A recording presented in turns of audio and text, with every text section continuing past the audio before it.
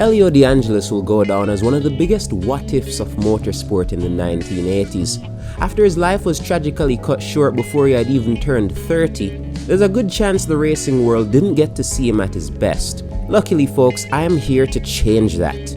Today, we are going to use Cockpit Manager 14, go back to 1985, take over Lotus, and I'm gonna do everything in my power to make Elio De Angelis the GOAT.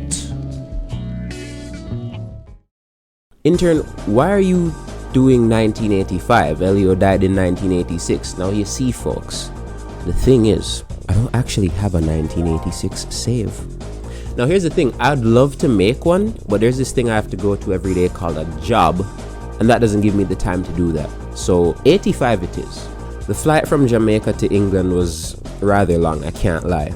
As I stepped into Lotus HQ, I immediately saw what was gonna stand between me and making Elio De Angelis the GOAT.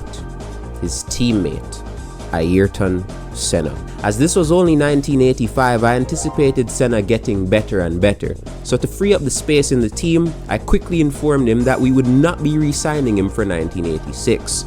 In order for De Angelis to be the GOAT, he'd have to be top dog at Lotus, and he'd need a teammate that he could easily beat. That teammate was not Senna. So after I did that, I gave Elio a 3-year deal.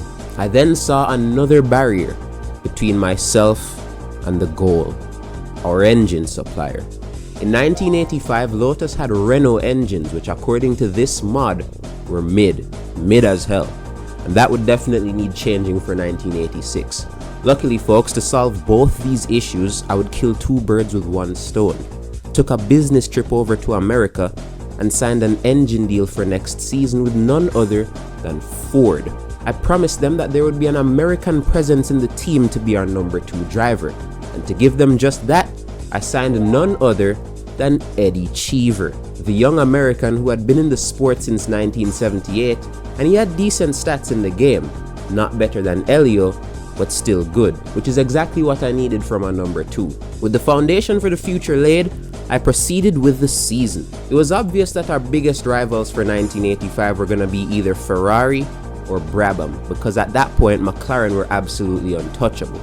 I also dedicated most of our development time to curing what was easily our biggest issue on the car, reliability.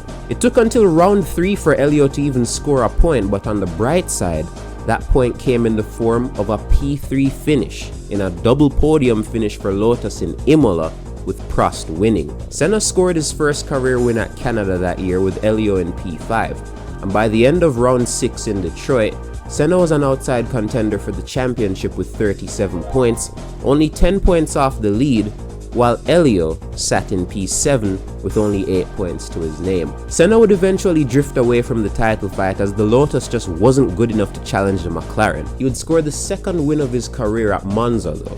Prost would take the 1985 championship with ease, winning 8 races to Lauda's 5, as Lauda retired from the sport at the end of the season.